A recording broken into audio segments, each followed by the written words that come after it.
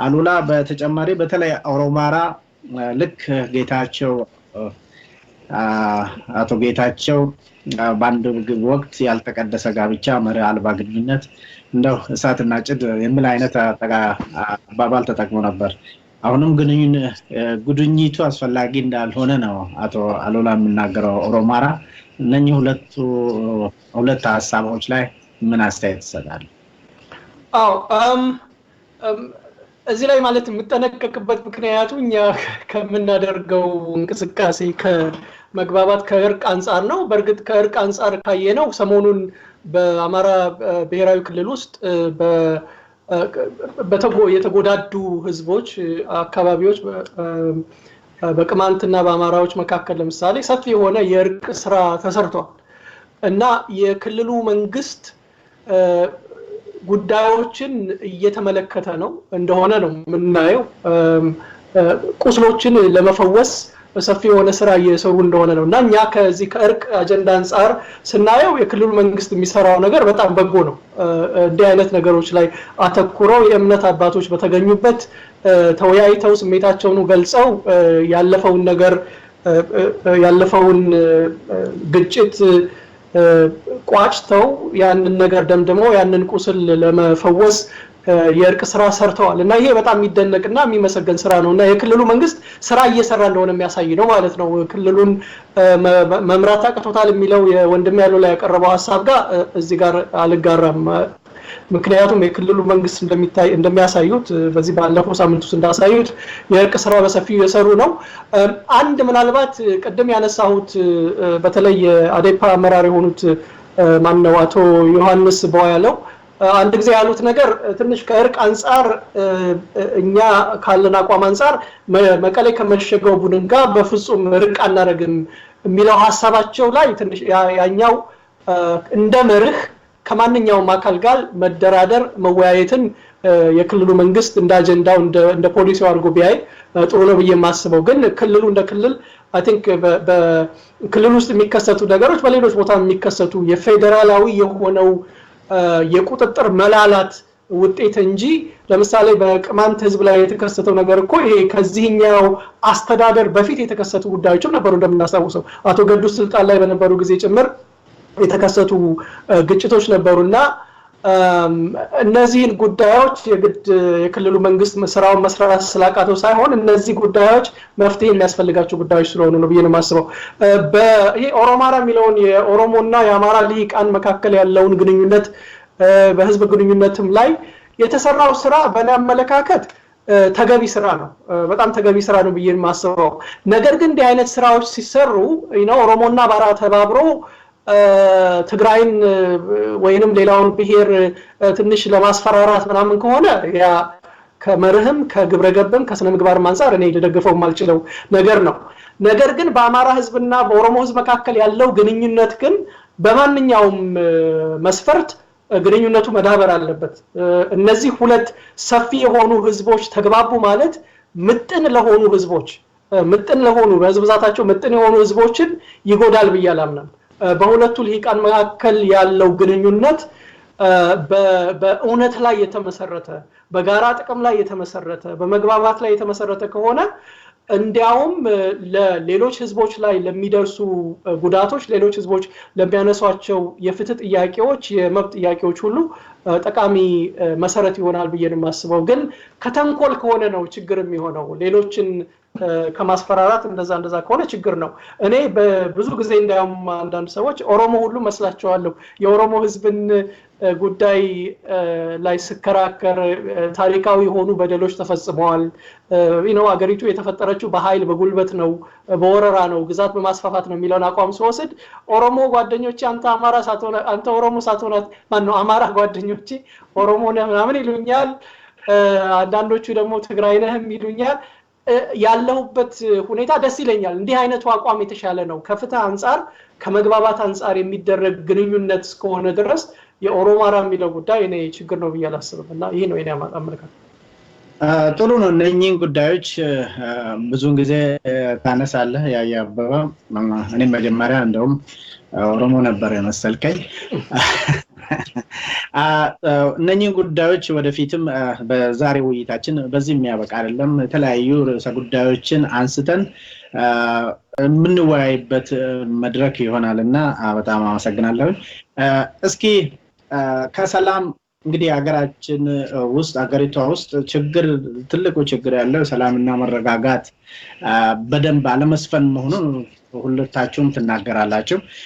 በተለይ ለዚህ ሰላምና መረጋጋት አለመስፈን ትልቁ ችግር የጎሳ ፖለቲካ ወይ ደግሞ አንዳንዱ የቋንቋ አንዳንዱ የነገድ የምልበት ሁኔታም አለ።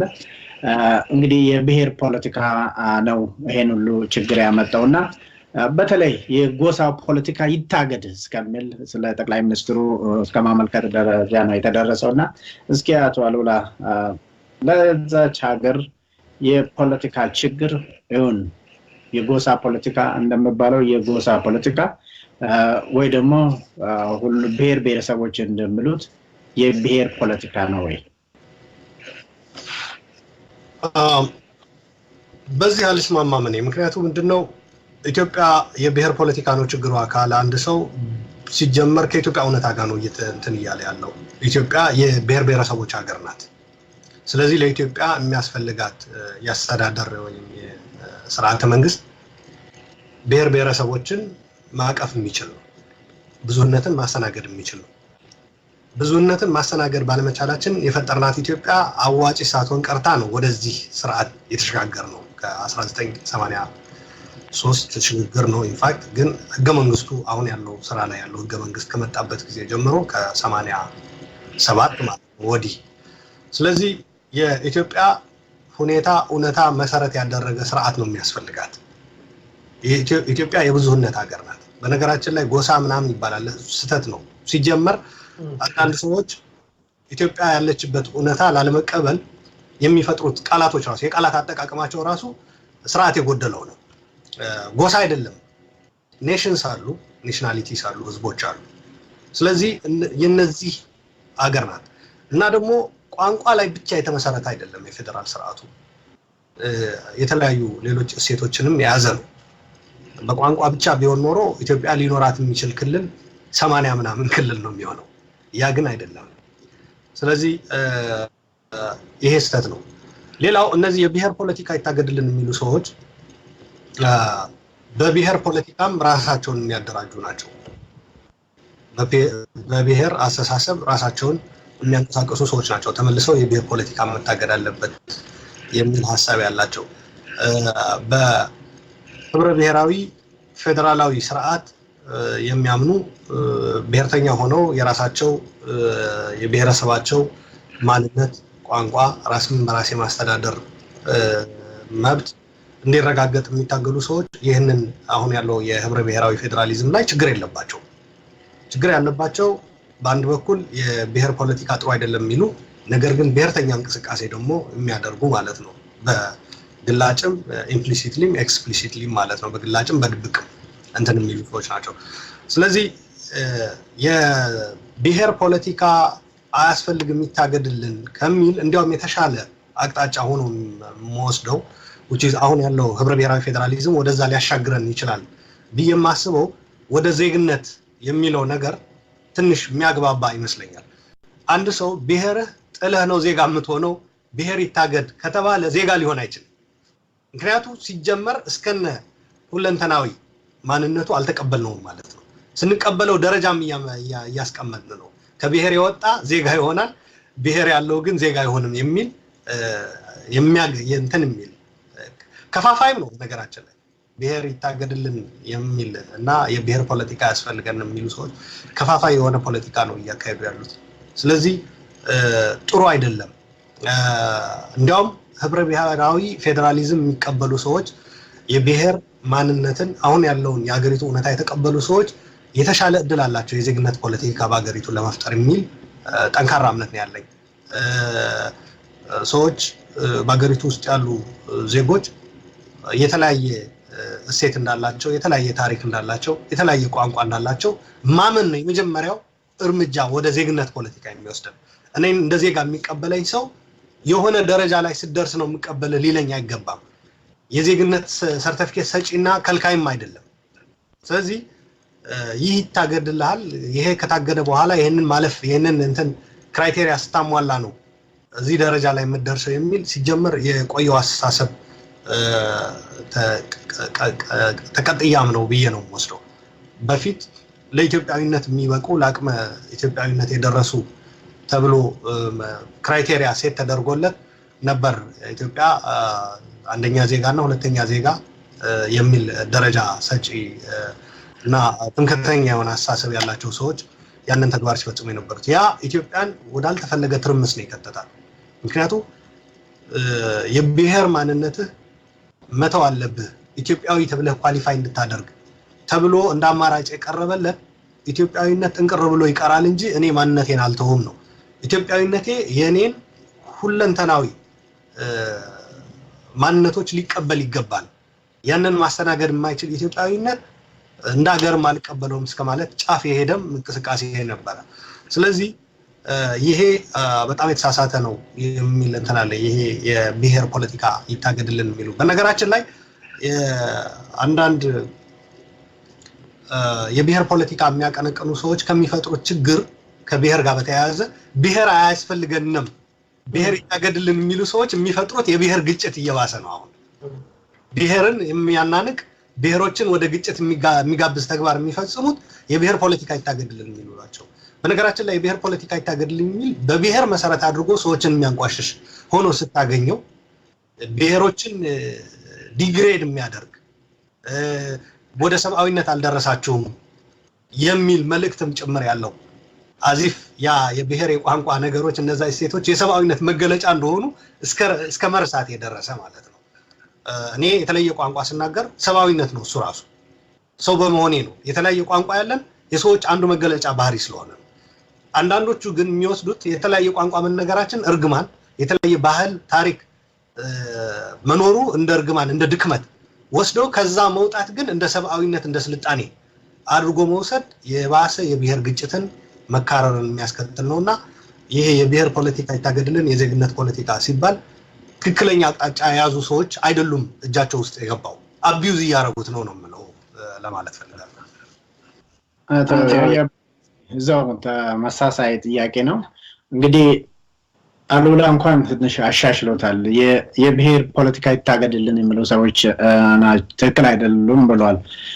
ሰዎቹ እንደውም የጎሳ ፖለቲካ ይታገድልን የሚል ጥያቄ ነው ለጠቅላይ ሚኒስትሩም ያቀረቡት። አንዳንዱ ሰዎች ወይ ደግሞ ተቺዎች እነኚህ ሰዎችም በብሔረተኞች ትግል ነው ወደ ሀገር ቤትም የተመለሱት እንደዚህ አይነት ነፃነት ያገኙትም ብለው የሚተቹበት ደረጃ አለና ይሄ የጎሳ ፖለቲካ ይታገድ የሚለው እንዴት ታያለ? አላማውስ ምንድነው?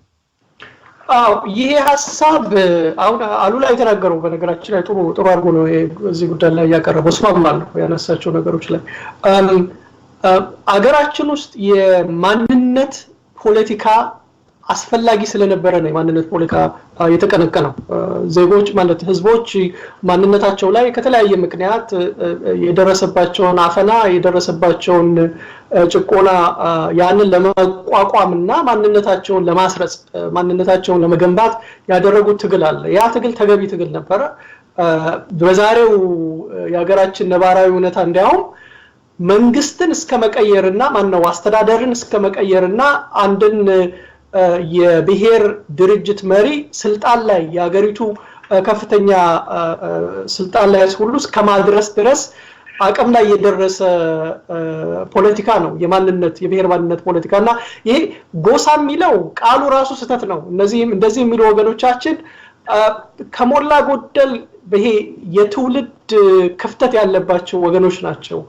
የድሮ ስርዓት ውስጥ ምናልባት ባጼዎቹ ወቅት ተወልደው ያደጉ ናቸው። ኢትዮጵያ አሁን ያለችበትን ነባራዊ ሁኔታ በአግባቡ ማያጤኑ ወገኖች ናቸው። ጎሳ የሚለው አሉ፣ በሌላ መንገድ ደግሞ የዘርም የሚለው አሉ። የዘር ፖለቲካ በኢትዮጵያ ውስጥ የዘር ፖለቲካ የነበረው ባጼዎቹ ጊዜ ነው። ማይንድ አጼዎቹ ከነሱ የዘር ሐረግ ውጪ ሰው ስልጣን ላይ እንዲመጣ አይፈቅዱም ነበር እና የዘር የሚባለው የደም ማለት ነው። በደም ሰዎች የዚህ የሰለሞናዊ የሆነው ስርወ መንግስት ውስጥ እዛ ውስጥ ነኝ ብለው እውነትም ይሁን ውሸትም ማለት ብዙ አይነት መላምት ያለበትና ሌጀንድ ላይ የተመሰረተ ነገር ነው። እንደዛ ነው ፖለቲካ ያቀነቅነው የነበሩት አጼዎቹ ናቸው። ያንን የዘር ፖለቲካ የነበረው ዛሬ ያለው ህዝቦች በቋንቋቸው የመማር በቋንቋቸው የመዳኘት በቋንቋቸው የመተዳደር ጥያቄ ሌጂቲሜት የሆነ ጥያቄ ሆኖ በአገሪቱ ውስጥ መሰረታዊ የሆነ አገረ መንግስቱን ቀይሮ ትውልድ ሁሉ ላይ መሰረታዊ ለውጥ ያመጣ ነው። የዛሬ ይሄ በ1960ዎቹ በኢትዮጵያ ውስጥ በነበረው ተማሪው ንቅናቄ ወቅት አንድ የኢትዮጵያን ታሪክ የሚጽፉ ኢትዮጵያዊ ምሁር ምን ይላሉ? 700,000 ተማሪዎች ነበሩ ያንን የዘውዱ ስርዓቱን ያንበረከኩት እንግዲህ 700,000 ተማሪዎች ከወታደሩ ጋር ከጭሰኛው ጋር ተባብረው ነው። ዛሬ በኢትዮጵያ ውስጥ ወደ 28 ሚሊዮን ተማሪዎች አሉ ነው የሚባለው። እና ምን ለማለት ነው መሰረቱ የዚህ የህብረ ብሔራዊ ስርዓቱ መሰረቱ ትውልዱ ነው፣ አዲሱ ትውልድ ነው። ይህ ትውልድ ደግሞ ተወልዶ ያደገው በዚህ በህብረ ብሔራዊ ማንነት ማነው ስርዓቱ ወቅት ማንነቱ ተገንብቶ ማንነቱ በቅቶ አማራው በአማራነቱ፣ ኦሮሞ በኦሮሞነቱ፣ ሲዳማውም እንዲሁ በሶማሌውም ትግራዩም ሁሉም ማንነቱ ተከብሮለት ነውና ይሄ የብዝሃነት ጉዳይ እንዲያውም በ1930ዎቹ በኢትዮጵያ ውስጥ ይሄ ሙሶሎኒን ይዋጉ የነበሩ ኢትዮጵያውያን አርበኞች ውስጥ እነሱ ውስጥ ጭምር አንድ ጥቁር አንበሳ የሚባል ንቅናቄ ነበር። እነሱ ጭምር ኢትዮጵያ መልቲ ካልቸራል ስለሆነች በኢትዮጵያ ውስጥ ልዩ ልዩ ማንነቶችን የሚያከብር የፌደራል ስርዓት ነው የሚያስፈልገው ብለው ሁሉም የሚያስቡ ቀደምት የሆኑ የነበሩ ሰዎች ነበሩና ኢትዮጵያ ውስጥ ይህ ጉዳይ በእኔ አመለካከት ያበቃ ጉዳይ ነው፣ የተደመደመ ጉዳይ ነው። እንደዚህ የሚሉ ሰዎች ይኖራሉ፣ የዘር ፖለቲካ የሚሉ የጎሳ ፖለቲካ የሚሉ የሚያጣጥሉ። በእኔ አመለካከት መብታቸው ነው፣ ሀሳባቸው መግለጻቸው መብታቸው ነው፣ ስጋታቸው መብታቸው ነው። ግን መሰረቱ የሀገራችን መሰረት ህብረ ብሔራዊ የሆነ ፌደራል ስርዓቱ ሆኗል። እኔ ያለውን ስርዓት የማዳበርና ምንድነው እንዲሻሻል እንዲዳብር ማድረጉ ለምሳሌ ዶክተር ነጋሶ ጊዳዳ ያነሱት ጉዳይ ነበረ። ስርዓቱን ከማዳበር አንፃር የህገ መንግስት ፍርድ ቤት ያስፈልጋል። እንዲህ አይነት ፕሮግሬሲቭ የሆኑ ሐሳቦችን በማቅረብ ስርዓቱ ይበልጥ የዳበረ ወደ ዜግነት ፖለቲካ የህዝቦች ማንነት ሲከበር ሰው ከማንነቱ የተነሳ ስጋቱ ሲከስም ወይንም ስጋቱ ሲቀንስ ወደ ዜግነት መብቱ ነው የሚያተኩረው እና ወደዛ መሸጋገር ነው እንጂ ያለብን አንድን ነገር በማገድና ህገወጥ ነው በማለት የሚቆም ነገር አይደለምና ይሄ የጎሳ የሚለው እንደውም ኢንሴንሲቲቭ ነው። ያንን ሁሉ መገንዘብ ያለባቸው ይመስለኛል እነዚህ ወገኖች። ግን ያሉትን ቢሉ የሚያመጡት ይሄ አደጋ የለውም፣ የሚያነሱት ነገር አደጋ የለውም። ፖለቲካው ከስር ከመሰረቱ የሀገራችን ፖለቲካ ተቀይሯልና በዚህ መንገድ ነው የማየው። አቶ ደጀን አሉላ አደጋ የለውም ብሏል። ያየ ግን አደጋ አለው የሚሉት እነኚህ ወገኖች ድንበር አሁን ትግራይ ክልል አለ፣ አማራ ክልል አለ፣ ኦሮሚያ ክልል አለ፣ ቤኒሻንጉል እነኚህ ክልል ሰው በየአካባቢው ስለተካለለ የራሴ ጎጆ የራሴ ቤት ብቻ ስለምል ድንበር አካባቢ ግጭት አለ፣ ሰው እልቂት እየተፈጠረ ያለው በዛ ምክንያት ነው የሚል ነገር ያነሳ። ግጭቶች የሚነሱት በዛ ምክንያት ነው የሚል ያነሳሉ።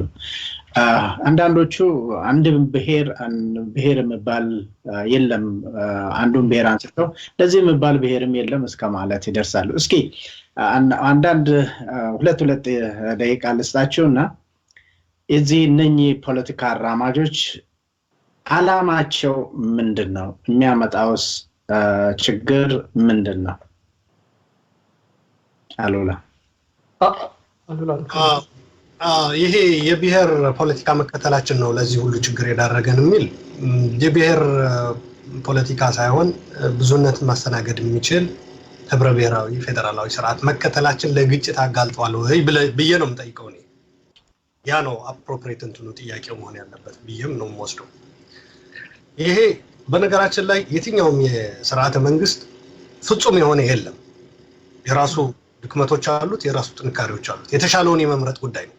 ስለዚህ ኢትዮጵያ ይሄ ስርዓት በመከተሏ ያገኘችው ጥሩ ነገር ምንድነው? ያጣችውስ ምንድነው ነው የሚሆነው ጥያቄ።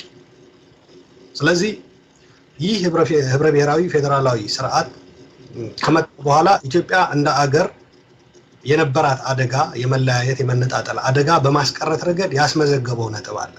ሌሎቹ ደግሞ ኢትዮጵያ እንድትዳከም አድርጓል ኢትዮጵያዊነት እንዲዳከም አድርጓል ብለው የሚያስቀምጡት ነገር አለ አንድ ሲጀመር ኢትዮጵያ ብለው እነሱ ዲፋይን የሚያደርጉትና ኢትዮጵያዊነት ብለው የሚሰጡት ብይን ከዛ አንፃር ስለሚያዩት ነው ተዳከመ በተነ የሚሉት እንጂ አገር እንደ አገር ከመበታተን አደጋ እንዲያውም ፌደራሊስት አሳሰብ ያላቸው ሰዎች እንደ ግሉ ሆኖ